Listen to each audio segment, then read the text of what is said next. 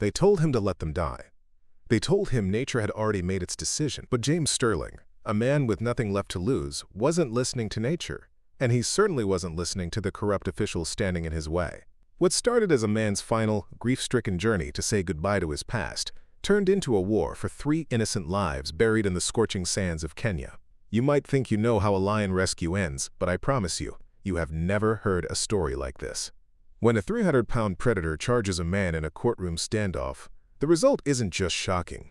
It changes everything you think you know about the bond between man and beast. But before we dive into this incredible journey of survival and justice, please take a split second to hit that like button and subscribe to the channel. It might seem small to you, but it means the absolute world to us. Now, let's head into the heat of the Mara. The heat in the remote northern sector of the Mara Conservancy was not merely a temperature.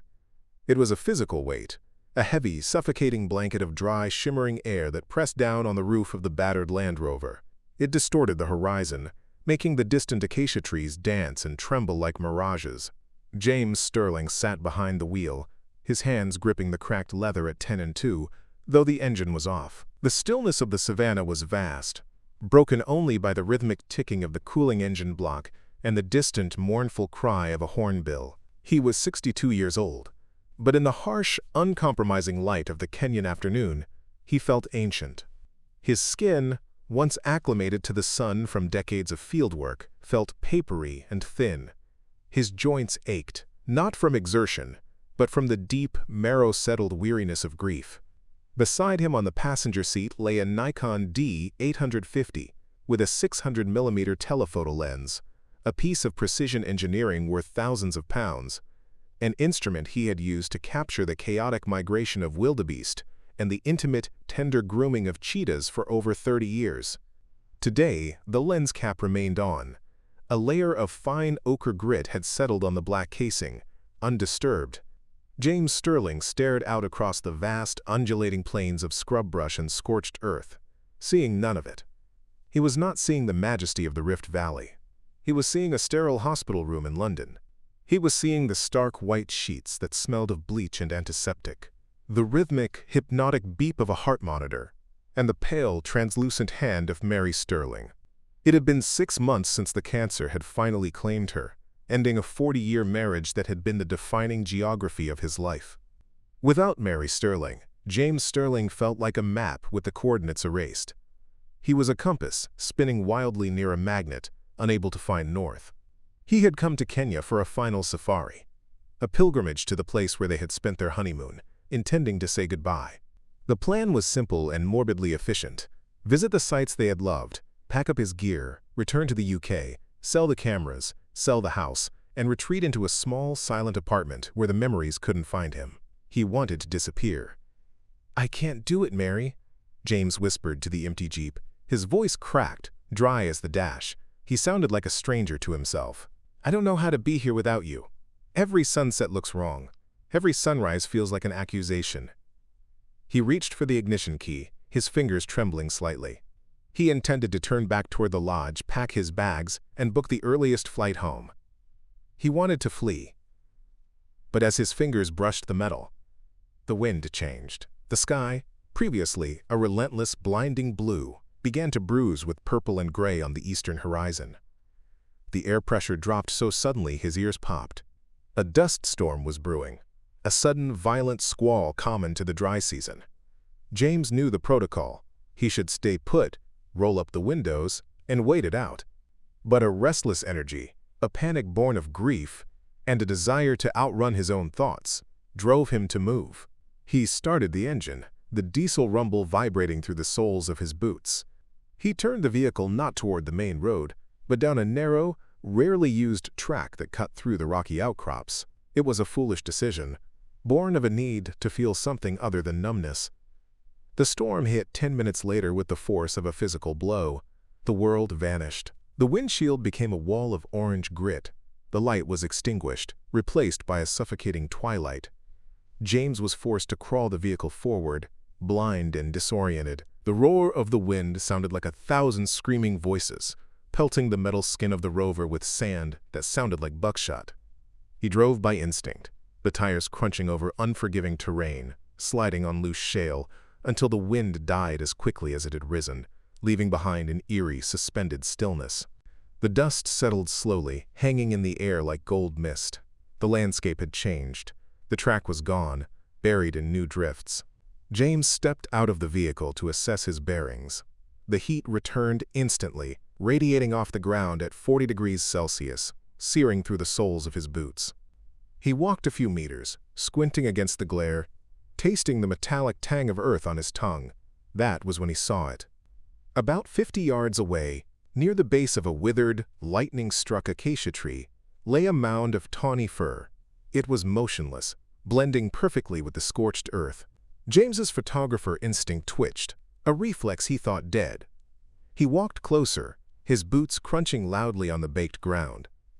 As he approached, the smell hit him, the sweet, cloying, unmistakable scent of decay. It was a lioness. She was emaciated, her ribs showing through her rough coat. She had been dead for at least 2 days. Around her neck was the cruel, twisted wire of a poacher's snare, cut deep into the flesh, infection radiating from the wound. It was a senseless, brutal death, the kind that usually would have filled James with a righteous, burning rage. Today, it just filled him with exhaustion. Just more death. Just more loss in a world that didn't care. He turned to walk away. He could not handle this. Not today. He couldn't look at another thing that had been taken too soon. But then, the quiet broke. It was a sound so faint, James almost mistook it for the wind rustling the dry grass. A mewling. A high-pitched, desperate rasp. James stopped. His heart hammered against his ribs. He turned back. He knelt beside the massive, cold body of the lioness, ignoring the flies that buzzed in the heat. There, half buried in a drift of sand that had piled up against her flank during the storm, were 3 shapes. Cubs. They were tiny, perhaps only 3 weeks old. Their fur was matted with sand and dried saliva. Their ribs showed through their skin like the rungs of a delicate ladder. They were huddled together in a desperate attempt to conserve warmth, though the sun was baking them alive. 2 of them, females, were limp, their breathing so shallow their chests barely moved. They looked like discarded toys. The third, the smallest of the litter, a male with oversized ears and a coat the color of dried wheat, lifted his head. It was a monumental effort. The cub's neck muscles trembled. His eyes were crusted with infection, barely open slits of amber gold. He looked at James. He did not hiss. He did not retreat. He let out that sound again, a cry that vibrated in James's own chest, a demand for life in the face of certain death. Don't stop living, James. The memory of Mary Sterling's voice was so clear, so loud, that James actually looked over his shoulder, half expecting to see her standing in the dust. It was the last thing she had said to him, her grip surprisingly strong on his forearm, her eyes lucid despite the morphine. Promise me, if you find something to love, you don't let go. You fight for it, James. James looked at the dying cubs.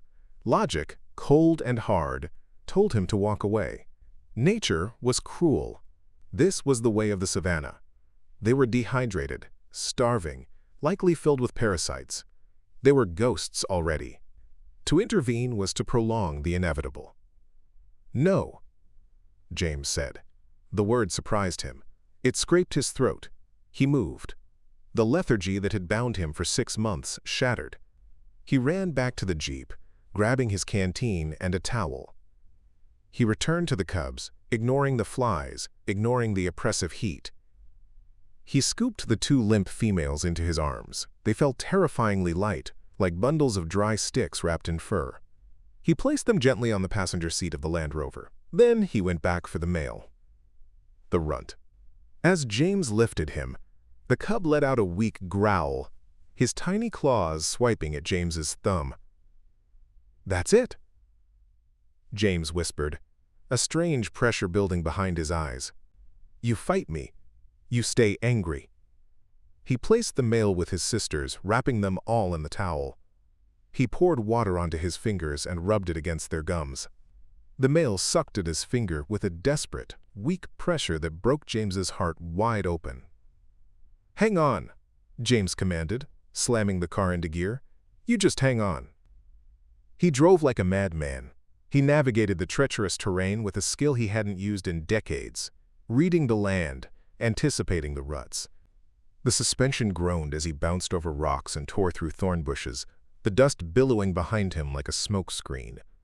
He was heading for the Mara Savannah Sanctuary, a facility an hour's drive south that boasted a full veterinary clinic. James arrived at the sanctuary gates in a cloud of dust. He bypassed the security check-in, driving straight to the medical building, honking his horn. He gathered the bundle of towels, his shirt stained with dirt and sweat, and burst through the double doors. "I need help," he shouted, his voice hoarse. "I have 3 cubs. Snare victim mother. They're fading. I need fluids immediately." The air inside was cool, conditioned, and smelled of antiseptic, a scent that made James flinch. A young woman in green scrubs looked up from a desk, her eyes widening at the sight of the wild-eyed man. But before she could speak, the door to the inner office opened. Vic Kovac stepped out. Vic Kovac was a man who wore safari gear that had never seen dirt. His khakis were creased, his shirt crisp. He was the director of the sanctuary, a man known in conservation circles, less for his preservation efforts, and more for his ability to court wealthy donors at gala dinners in Nairobi. He looked at James Sterling, sweating, covered in red dust, holding the filthy bundle, with a sneer of distaste, as if James were a vagrant begging for change. "Mr. Sterling," Vic Kovac said, recognizing the famous photographer, "we weren't expecting you. Is this a donation drop-off?" "Forget the pleasantries, Vic," James snapped, moving toward the exam table. "I found them on the North Plains." "Snare. They're dehydrated. Hypoglycemic. They need fluids, antibiotics, formula, now." Vic Kovac didn't move. He walked forward slowly, peering into the bundle. He peeled back the towel with 2 fingers. He looked at the 3 cubs. He saw the crusty eyes, the skeletal frames, the irregular, gasping breathing. He let out a sigh that sounded like he was calculating a tax return. "I'm sorry, James," Vic Kovac said, stepping back and crossing his arms. "We can't take them." James blinked, sweat stinging his eyes. The room seemed to tilt. "What do you mean?" "You're a hospital. You have a trauma center." "We are a conservation facility," Vic Kovac corrected smoothly, his voice devoid of emotion. "We have limited resources, James. Budgets are tight this quarter. These animals are too far gone. Look at them. Even if we poured $10,000 of medicine into them, they have perhaps a 10% chance of survival. And, if they did survive, they'd be genetically compromised runts. It's not a good return on investment." "Return on investment?" James repeated, his voice rising. "They are living creatures, Vic, not a stock portfolio." The small male cub in his arms let out a whimper, a sound of pure misery. James clutched him tighter. "Give me the supplies. I'll pay for them. I have money. Charge me double." "It's against protocol to waste allocated medicine on hopeless cases," Vic Kovac said, checking his expensive watch. "It sets a bad precedent. Nature has made its decision, James. You should respect that. Put them down. It's the kindest thing. We have an incinerator out back." James looked at Vic Kovac. He saw the emptiness in the man's eyes, the corporate gloss over a withered soul. It was a reflection of the emptiness James had felt in himself for 6 months. But looking at Kovac, James realized he didn't want to be empty anymore. He wanted to be full. He wanted to be furious. "To hell with your protocol," James spat. "And to hell with you." He turned on his heel and stormed out of the clinic, the bundle pressed to his chest. He didn't go back to the lodge. He drove to a small, dilapidated cottage on the edge of the village that he had rented for storage of his equipment. It had electricity, a working sink, and a roof. That was all he needed. He spent the next hour raiding the local village pharmacy and general store, buying pediatric hydration salts, fresh goat's milk, sterile water, and syringes. He returned to the cottage and turned the living room into a fortress. He swept the dust from the floor, laid down every blanket he owned, and cranked the portable heater despite the ambient heat, to stop them from going into shock. The first night was a war. James did not sleep. He sat cross-legged on the floor, the 3 cubs in his lap, the smell of warm milk and dust filling the small room. Every hour, on the hour, he used a dropper to force a few milliliters of the milk mixture into their mouths. The 2 females, whom he named Hope and Grace, were so weak they couldn't swallow. He had to massage their throats, praying with every stroke that the fluid wouldn't aspirate into their lungs. The male, Spirit, was the sickest but the most fighting.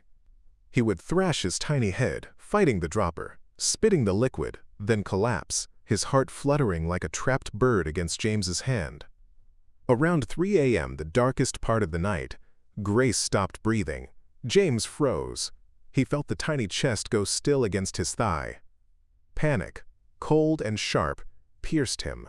The silence of the room suddenly felt like a tomb. "No," he whispered, his voice shaking. "No, you don't. Not on my watch." He brought the cub to his face. He covered her nose and mouth with his own mouth and breathed gently. 1 breath. 2. He tasted the dust on her fur. He rubbed her chest vigorously with his thumb. "Come on, Mary would want you to breathe."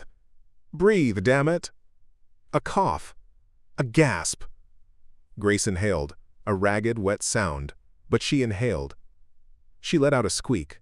James slumped back against the sofa, tears streaming down his dusty face, carving tracks through the grime. He realized he was shaking. He spent the rest of the night talking to them. He needed the sound of a voice to keep the darkness at bay. He told them about Mary. He told them about how she loved tea with too much sugar, how she used to teach history to children who thought they had no future, how she saved him from a life of cynical observation. "She would have loved you," James whispered to the pile of tawny fur. "She would have fought for you. She never gave up on anything." As the sun began to rise, painting the cottage walls in bands of gold and orange, James looked down. 3 pairs of eyes were open. They were looking at him. The milky, confused gaze of newborns had cleared just enough to show recognition. Spirit let out a definitive, hungry yowl, batting at James's hand. James laughed. It was a rusty, unused sound, but it was genuine. He reached for the bottle. He wasn't leaving Kenya. He wasn't selling his cameras. Not yet. 3 months passed, and the interior of the rented cottage had been transformed from a human habitation into a chaotic nursery for apex predators. The legs of the wooden dining table had been chewed into splinters. The sofa was draped in heavy canvas to protect it from claws that were growing sharper and stronger by the day. The air smelled of sawdust, milk, and the musk of wild animals. James sat on the floor, his camera in hand. He was no longer the hollow man who had arrived in the Jeep. He was thinner, his face lined with exhaustion, but his eyes were bright, alert. He tracked Hope through the lens. She was the largest of the 3 now, the protector. She patrolled the perimeter of the fenced garden with a seriousness that made James smile. She would stalk falling leaves as if they were gazelles, her belly low to the ground, her tail twitching. Grace was the gentle one. She was currently draped over James's extended legs, purring with a rumble that vibrated through the floorboards and into his bones. She needed constant physical contact, a reassurance that he was still there. And then there was Spirit. Spirit was still smaller than his sisters, a runt by biological standards, but he possessed an intensity that was unnerving. He didn't play as much as the others, he watched. He would sit on the back of the sofa, his amber eyes locked on James's face, as if trying to decode the man's thoughts. He had a dark patch of fur beginning to sprout on his neck, the early promise of a mane that would be unusually dark, a rare genetic trait known as melanism, highly prized and incredibly beautiful. James snapped a photo of Spirit. The shutter click made the cub's ears twitch. The image on the screen was stunning. The fierce intelligence in the eyes, the vulnerability of the small frame. James felt a spark of creativity he hadn't felt in years. He wasn't just documenting them, he was capturing their souls. The back door to the cottage creaked open. James didn't flinch, but Hope let out a low, warning growl, positioning herself between the door and James. "Easy, girl," James soothed, lowering the camera. "It's just Amara." Amara Meyer slipped inside. closing the door quickly behind her. She was carrying a heavy, nondescript duffel bag.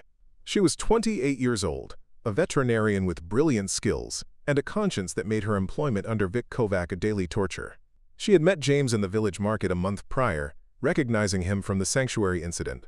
Instead of reporting him, she had offered to help, bringing supplies he couldn't buy without a license. "I brought the calcium supplements," Amara whispered, setting the bag down on the chewed table. She looked at the lions with a mixture of awe and professional concern. "And the second round of vaccines. Vic is getting suspicious about the inventory counts." "You're a lifesaver, Amara," James said, gently moving Grace so he could stand up. His knees cracked. "Coffee? It's instant, I'm afraid."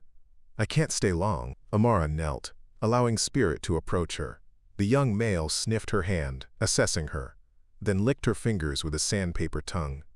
"James, look at him. He's magnificent. That mane, it's going to be jet black." "He's a fighter," James said, looking at Spirit with a fierce pride that felt paternal. "They all are." Amara stood up, her expression darkening. "James, we need to talk about the long game. You can't keep them here forever. They're growing fast. In another 2 months, this fence won't hold them. And, legally, technically you are in possession of a protected species without a permit." "I saved them," James argued, though the knot of anxiety in his stomach tightened. "The permit office is a bureaucratic nightmare. If I file now, they'll seize them before the paperwork is stamped. They'll put them in a cage." "I know," Amara sighed, brushing dust from her trousers. "But if Vic finds out, he has connections with the Rangers. He could make trouble. He hates being defied." "Vic Kovac threw them in the garbage," James said, his voice hardening. "He gave up his rights to them the moment he told me to let them die." Amara nodded, but the worry didn't leave her eyes. "Just be careful, James. Hide the truck when you go into town. Don't let too many villagers see them playing in the yard." But secrets in a small village are like water in a sieve. They always find a way out. 2 weeks later, the betrayal happened. It wasn't malicious. It was careless. Amara had been overheard by a vet technician mentioning the miracle cubs at the Sterling place. The technician mentioned it to the head keeper. The head keeper mentioned it to Vic Kovac over a cigarette break. James was in the garden, dragging a burlap sack for Grace to chase, enjoying the morning sun, when a convoy of 3 vehicles roared up the dirt track. The sound was aggressive, engines revving, gravel spraying. James's stomach dropped. He recognized the sanctuary logo on the lead car. Behind it were 2 police cruisers, their lights flashing silently. "Inside! Now!" James shouted to the cubs, clapping his hands sharply. Hope and Grace scrambled through the back door, sensing his fear. Spirit hesitated. He stood his ground in the center of the yard, looking at the approaching metal beasts, his hackles raised, a low growl building in his throat. "Spirit, go!" James yelled, grabbing the cub by the scruff. He was heavy now, nearly 40 pounds, and shoving him into the cottage. He slammed the door and bolted it. He turned to face the driveway just as Vic Kovac stepped out of the air-conditioned SUV. Kovac looked different this time. He wasn't looking at trash. He was looking at an opportunity. He adjusted his sunglasses and smiled. "Mr. Sterling," Vic Kovac said, his voice carrying over the idling engines. "I hear you've been running an unauthorized rehabilitation center. Quite the operation." "Get off my property, Vic," James said, standing between the man and the cottage door. He stood tall, but he felt shaking inside.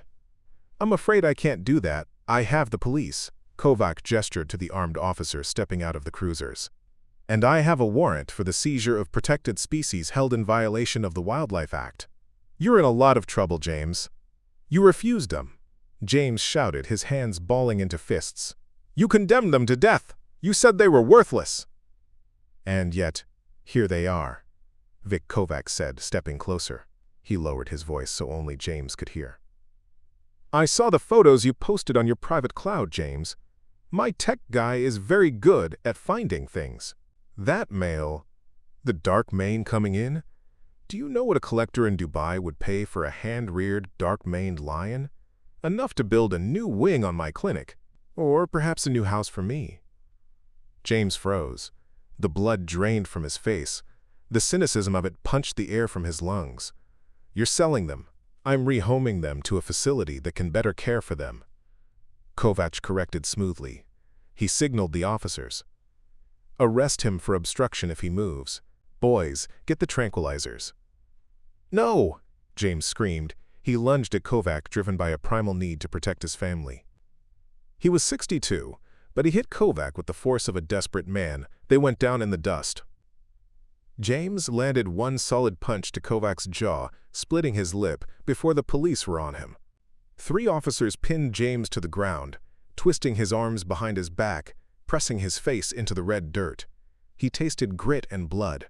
He watched, helpless, as the men kicked open the cottage door. The sounds that followed haunted him. The confused roars, the crash of furniture, the sharp thwip of dart guns.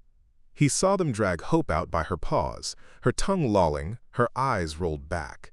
Then Grace, limp as a rag doll. Finally, 2 men carried Spirit. The young male was fighting the sedative, his head thrashing weakly. His eyes were groggy, but they found James. He looked at James with confused betrayal. He let out a low, slurred moan. "I'm sorry." James sobbed into the dirt, struggling against the cuffs. "I'm sorry, Spirit. I'm sorry." Vic Kovac stood up, dusting off his pristine trousers. He touched his bleeding lip and smiled. "Take the animals to the holding pens. Take Mr. Sterling to the local lockup." James was thrown into a concrete cell with a metal bench and a bucket. He sat in the darkness for hours. The quiet returned, heavier than before. He had failed Mary. He had found something to love, and he had let it be taken. He closed his eyes and saw Spirit's confused gaze. But as the night wore on, the quiet changed. It stopped being the silence of grief and became the silence of focus. The tears stopped. A cold, burning rage took their place.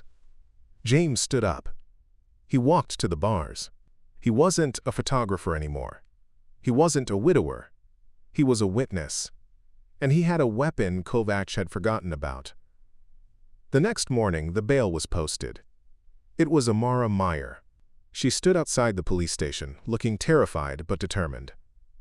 "I quit," she said as James walked out into the blinding sun. "I told Vic to go to hell. I threw my keys at him." "Where are they?" James asked. His voice was cold, deadly calm. "The holding facility near the airstrip. He's flying them out in 72 hours. He falsified the papers, James. He listed them as captive bred to bypass the export ban. He's sending them to a private zoo in the UAE. 72 hours, James repeated. "Okay. Amara, I need you to get me my laptop, and I need you to call every student Mary ever taught, every contact I have in the press. What are you going to do?" "I'm going to tell the truth," James said, in high definition. James went to the local internet cafe, ignoring the stares of the villagers. He uploaded everything, not just the photos of the cubs, but the audio recordings he had made of his interactions with Kovac during the initial rejection, a habit from his journalism days he had never shaken. He edited a video package, raw, honest, and heartbreaking. He showed the tiny dying cubs. He showed them growing. He showed Spirit sleeping on his chest.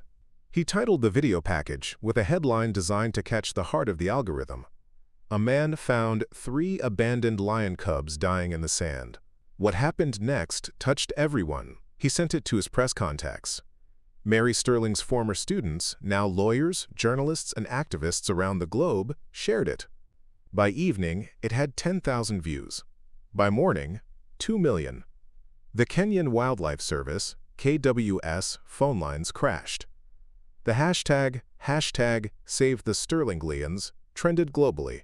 Emails flooded the Ministry of Tourism. The pressure was immediate and crushing. An emergency custody hearing was granted before Judge David Botha, a magistrate known for his stern adherence to the law but also his distaste for corruption. The courtroom in Nairobi was packed 2 days later. The humidity was oppressive, the ceiling fans swirling hot air around the room. Reporters, locals, and conservationists packed the benches. Vic Kovac stood at the plaintiff's table, looking unruffled, though his eyes darted nervously. He presented a slick binder of documents.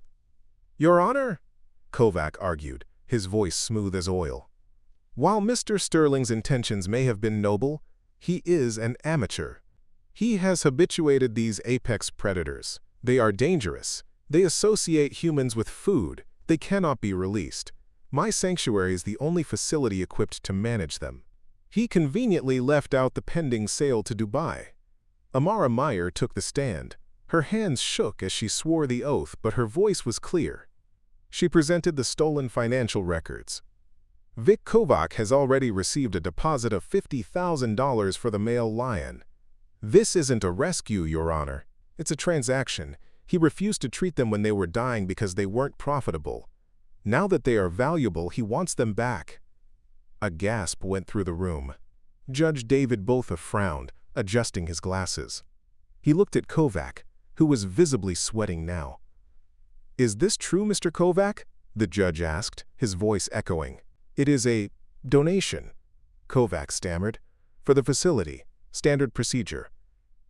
Regardless, Judge Botha said, leaning back in his chair. The law is complicated here. Mr. Sterling did raise them illegally.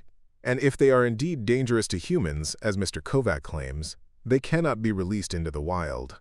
I cannot order a release if the animals are man-eaters. Public safety is paramount. They aren't man-eaters, James spoke up, standing. They are family. That is a sentimental statement, Mr. Sterling, not a scientific one, Judge Botha said. The court needs proof of their temperament. Then let me show you, James challenged, his voice ringing out. Take us to the holding facility. Let me see them. He'll be killed, Kovac shouted, jumping up. They've been in a cage for 3 days. They are stressed, starving, and aggressive. They will tear him apart. I'm willing to take that risk, James said quietly. Judge David Botha studied James Sterling's face. He saw the grief, the resolve, and the absolute certainty. Very well. The court will reconvene at the holding facility. The holding facility was a grim block of concrete and chain-link fencing near the airstrip. The air smelled of diesel and terrified animals. The lions were in a large central enclosure. They were pacing, agitated. Spirit was roaring, hurling himself against the wire, biting the metal until his gums bled. He looked terrifying, a whirlwind of teeth and claws and raw power. The police stood with rifles ready, fingers on triggers. Vic Kovac stood behind the safety line, looking smug. You see, he pointed. Vicious, uncontrollable. If he goes in there, he dies. James walked toward the gate. His heart hammered against his ribs, not from fear, but from anticipation. He stopped at the perimeter fence. Holster your weapons. James ordered the police. Sir, if that animal charges, the sergeant warned. He won't hurt me. Holster them. If you shoot me. James approached the mesh. He didn't shout. He didn't make grand gestures. He simply knelt down in the dirt, just as he had in the cottage when they were tiny and dying. Spirit? He whispered. I'm here. Inside the cage, the pacing stopped. The roaring cut off abruptly. Spirit turned. His ears swiveled forward. He lowered his head, sniffing the air. He caught the scent of the man who had breathed life into him. Spirit walked to the fence. He didn't charge. He didn't growl.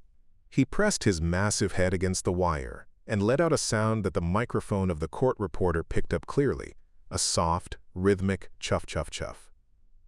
James pressed his forehead to the wire. I missed you too, buddy. Then, the impossible happened. Whether it was a rusted latch failing under the lion's earlier assaults, or a sympathetic guard who had accidentally not secured the bolt after seeing the video, the gate creaked. It swung open. The crowd screamed. Vic Kovac shrieked, shoot it now! The police raised their rifles. No! James yelled, standing up and spreading his arms wide to block their line of fire. He turned his back on the charging line to face the guns. He felt the ground shake. Spirit hit him.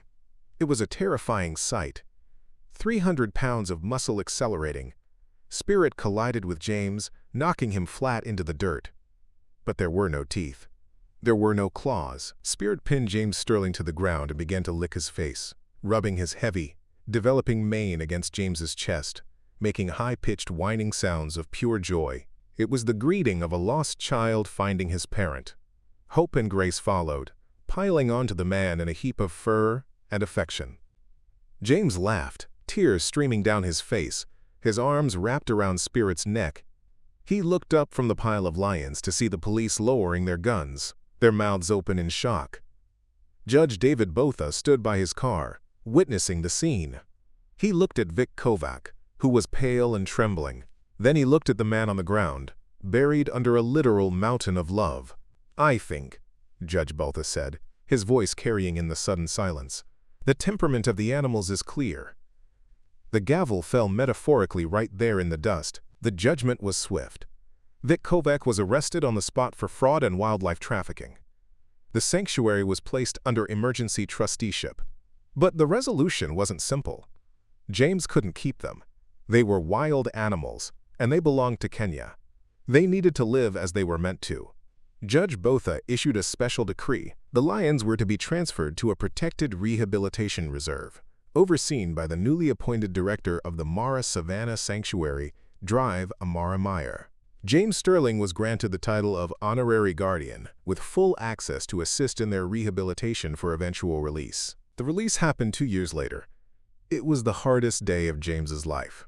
He drove a Land Rover deep into the Mara, miles from human habitation to a valley rich with game and water.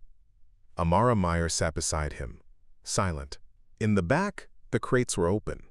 Hope and Grace bounded out first, smelling the wind, the prey, the freedom. They trotted into the tall grass, blending instantly with the landscape. Spirit lingered. He stood by the open tailgate. He looked at the horizon, then back at James. He was huge now, his mane thick and black, a true king in waiting. James stepped out. He walked to the lion. He placed a hand on Spirit's flank. The fur was coarse and warm, the muscles beneath shifting like steel cables. "Go on," James whispered, his throat tight, his vision blurring. "Go live. Make her proud. You're free." Spirit nudged James's hand one last time, a heavy, solid pressure. Then, with a fluid ripple of muscle, he turned and ran. He didn't look back. He ran toward his sisters, toward the horizon, toward the life James had promised him years ago. 5 years later, James Sterling, now 67, sat in the passenger seat of a safari vehicle. His hair was white, and he moved a little slower, but his hands were steady as he held his camera. He wasn't living in a silent apartment in London. He was living in a small house near the sanctuary, teaching photography to local children. "There," Amara whispered, pointing to a rocky outcrop in the distance. A pride of lions lay in the shade of a copia. There were 3 females and 4 clumsy, playful cubs rolling in the grass, batting at each other's tails. And watching over them was a massive male. His mane was black as midnight, scarred from battles won, majestic and terrifying. It was Spirit. James lifted his camera, focusing the lens. He saw the scar on the nose. He saw the amber eyes. But then he lowered the camera. He didn't need the photo. He needed the moment. As if sensing the gaze, the great male stood up. He looked across the savannah. He ignored the other tourist vehicles that were hundreds of meters away. He locked eyes with the man in the Land Rover. The distance was great, but the connection was instant. Spirit didn't approach. He was a wild animal now, a king with a kingdom to defend. That was the victory. But he held James's gaze for a long, heavy minute. He dipped his massive head once, a distinct, deliberate nod of recognition. Then, he turned back to his cubs. James sat back in his seat, the leather creaking. The crushing weight that had sat on his chest for 5 years finally lifted completely. He reached into his pocket and touched the simple gold band of his wedding ring. "You were right, Mary," he whispered to the wind, smiling as the sun dipped below the horizon. "Love doesn't end. It just transforms." He signaled Amara to start the engine, and together they drove back toward the camp, leaving the lions to the night. If this powerful story moved you, subscribe to our channel and hit that notification bell so you never miss another epic tale of courage, adventure, and the extraordinary world of lions. Share this video with a friend who would love this story.